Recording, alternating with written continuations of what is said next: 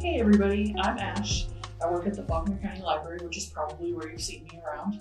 I also teach art classes, so if you've been to one of those, you probably know me from that. I also teach make your own comic classes once a month, but this month is October, and it's known as Inktober in the artist community. It's a cool challenge invented by Jake Palmer to kind of brush up your inking skills and challenge yourself to create one inked piece every day. I know that sounds like a lot. The goal is to create a bunch of pieces, learn a lot, and ultimately, mostly you're challenging yourself to use one of the harder mediums since ink is permanent. Since the hardest part of Inktober, other than finishing, is actually starting, I'm going to show you some quick tips on materials and how to get going on your first piece. Ultimately, if this challenge makes you draw more, then it was a success, so don't burn yourself out doing this. You can't do 31 pieces, fine.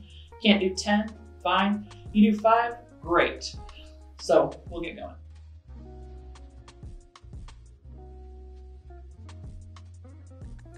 Next, I'm going to be talking about brush pens. You have tons of choices with brush pens, but they basically come in 2 categories with a bit of a gradient between them. You have hard tips and soft tips. And in general, you're going to find that hard tips are a lot easier to control, but they have less variety in stroke shapes. So here's an example of a very hard tip, but it's still a brush. You can get these really tiny strokes here. You can also get thicker like that.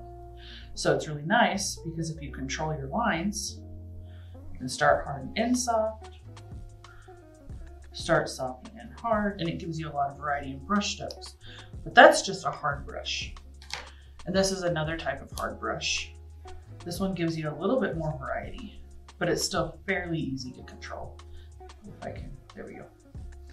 And I really like how these end here because it gives a lot of texture to your drawings, which is something that you start to think about more when you get serious about art. This is a softer tip. It's not the softest one that we're going to look at, but you can get these super tiny lines, and then you can also get thicker. And this one offers a lot of texture because this is just how it's sold. This is not even a dry brush. This is pretty new, actually. It's good for adding texture to your art if that's something that you want to do. And with black and white art, that's something that a lot of people do. This is the softest one I have, and I actually like this one a lot. You can get these nice thin lines here. And then you can also get these big, thick ones. This is, pretty sure this is a Pentel of some kind, but it's just a Japanese pen because they like brush pens a lot over there.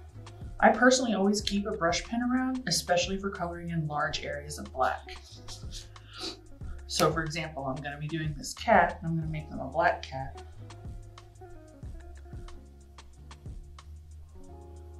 So I'm going to go around the edges here. And this will be nice for adding some fur. But I could also get that other pen that has a lot of texture if I wanted to add fur that way.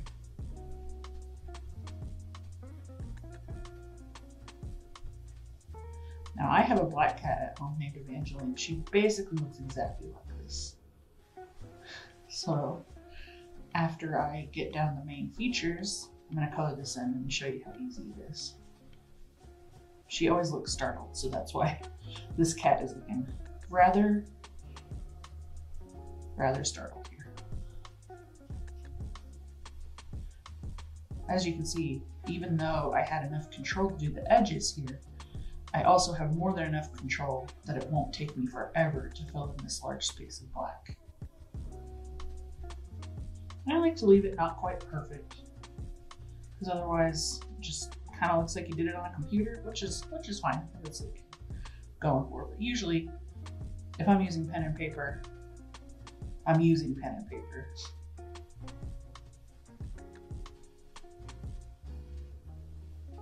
Sometimes I'll leave like little hatch marks,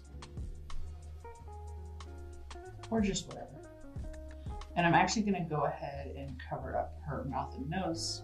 And if I had a white gel pen on me, which I don't at the moment, I would mark those out again, because you can do that. And so now you basically have a soot ball here, but it didn't take you that long to color it in. Another type of brush pen that I use sometimes is a water brush. The main brand of this, I believe, is also Pentel. It's an Aquash pen. But so I like to get a couple of them because these are very inexpensive. Yeah, it's Pentel. And have a diluted ink in it and a less diluted ink in it so that I can get a couple options. So if I wanted a darker area, I could go in with this one, and that'll dry a little bit lighter than the pure black. And if I wanted lighter than that, I could do this one. And I like the variation that it offers as well. It's basically like using watercolor, and a lot of people do use these for watercolor. So as you can see here, this one's drying quite a bit lighter than this one over here. And this one is still lighter than the black area. So that gives you an option so that you can have a lot of different shades if that's your thing. I will say, be careful if you do this and you're also inking, because if you're using a water-soluble pen before you color in with these, you're gonna end up in disaster. This month, the library is actually going to be hosting draw meets for ages 10 and up, which is basically where artists get together and draw and offer support to each other. And for those of you who are going to be trying the Inktober challenge, that's going to be an awesome way to keep up. Join us on Tuesdays at the library from 4 to 7 if you're going to take part, and we can support each other. We're also going to be hosting a drawing challenge and have our own themes, which are right here.